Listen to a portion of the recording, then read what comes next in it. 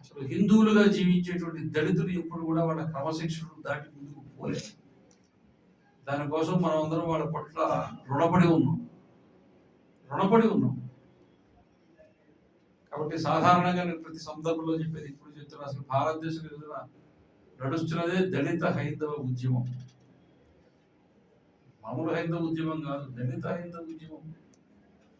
ఈరోజు గ్రామాల్లో హిందుత్వం కోసం జెండా పట్టుకుని నిలబడుతున్నది వాళ్ళు, దేవాలయంలో భజన చేస్తున్నది వాళ్ళు, కోలాటం గురువులు 80-90% మంది దళితులు గురువులు, పండర భజనలో గురువులు వాళ్లే, చెక్క భజన గురువులు వాళ్లే, ఒగ్గు కథ చెప్తున్న వాళ్ళు చాలా మంది వాళ్లే. దళితులు హిందుత్వాన్ని ఓన్ చేసుకున్నారు. అసలు హిందూ సమాజం యొక్క స్వరూపం ఇది ఉంది, బయట మాట్లాడేటువంటి మాటలకు సంబంధం లేదు. కాబట్టి ఈ విషయాలు మనం సమాజం, ఇప్పుడు పత్తిపుత్తూరు ఒక గ్రామము, తిరుపతి పక్కన తిరుచానూరు నుంచి ఒక 3 కిలోమీటర్ల దూరంలో ఊరు ఉంది. నేను ఆ ఊరికి పాదయాత్ర చేస్తూ వస్తున్నాను. సాయంత్రం 6-7 అయిపోయింది, చీకటి పడిపోయింది, చలిగా ఉంది. 2 సైకిళ్ళు, 4 కుర్రాళ్ళు వచ్చారు. ఇటు పోయినారు. గ్రహించారు తిరుగుతున్నారు మన చుట్టూ అని.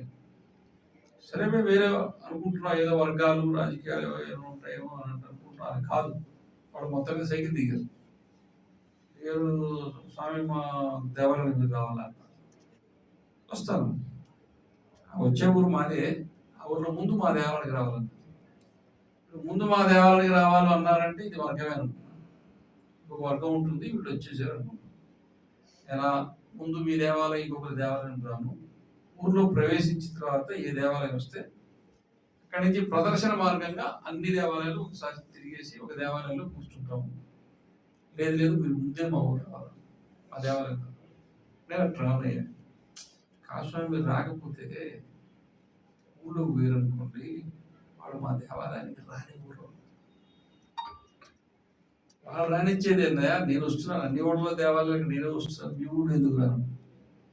కాస్వామి మేము మాదిగోడని, ఊళ్ళోకి పోతే నిన్ను మా దగ్గరికి రాని. వాడి కాళ్ళకి నేను దండం పెట్టాను. వాడు ఎవడంటాడు, కూలి పని చేసుకుని బతికేవాడు. వాడి దేవాలయం వస్తే ఎంత, రాకపోతే ఎంత. హిందుత్వము పునాదులు ఎంత బలంగా ఉన్నాయి. మనం గ్రామాలకి వెళ్ళని కారణంగా ఎటువంటి సమాజాన్ని పోగొట్టుకున్నాం. మనం దేన్ని పోగొట్టుకున్నాం? నేను అటు రాను, నేను ఊళ్ళోకి వస్తాను, తర్వాత మీ దేవాలయం వస్తాను. ఈయన రాడు పోదామని వెళ్ళిపోయాడు. పోయినారు కానీ ఊళ్ళు మొదటి నుంచి మళ్ళీ వాళ్ళే ఉన్నారు, వాళ్ళు వదిలిపెట్టలేదు. ఆ ఊర్లో అమ్మవారి దేవాలయం, క్షత్రియులు శనభ అంత ఏదో క్షాత్ర గీతాలు పట్ట అంతా ఉంటుంది. అది చూసుకొని అంతా అయిన తర్వాత ఆ గ్రామంలో ఉండే రెడ్లు, కమ్మవారు, క్షత్రియులు అందరూ కలిసి నాతోటి మాదిగడికి వచ్చారు. అందరూ ఊరేగిపోయినారు. అక్కడ పెద్ద వుడ్లాలు పోసుకునే పట్ట ఉంటుంది, ఆ పట్ట ఒకటి వేసారు, లైట్లు పెట్టారు, నాకు కుర్చీ వేసారు. వాళ్ళందరూ కింద కూర్చోవాలనుకున్నారు. ఎప్పుడైతే అగ్రకులాల వాళ్ళు వచ్చారో, వచ్చారు వాళ్ళ ఇళ్లలో ఇంటికి ఒక కుర్చీ తీసుకొచ్చి కుర్చీ తీసారు. అయ్యా మా ఇళ్ళకి వచ్చారు, రాగరా కూర్చోండి ఉన్నారు. ఇప్పుడు చిన్నపోవడం వాళ్ళ వంతైంది, నా వంతు కాదు, నా వంతు ఇందాక అయిపోయింది.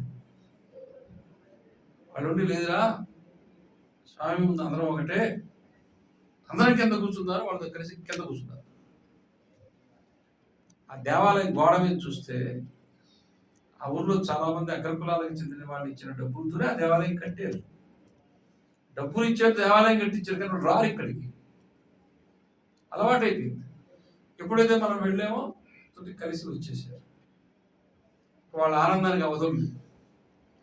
కాబట్టి సమాజంలోకి మనం వెళ్ళినందువల్ల, నేరుగా బయలుదేరి వెళ్ళినందువల్ల ఈ సమాజానికి తగిలి ఉండేటువంటి గాయాలను మాన్పగలం. ఇది కేవలం సమాజాన్ని కలపడం, అతుకేయడం కాదు.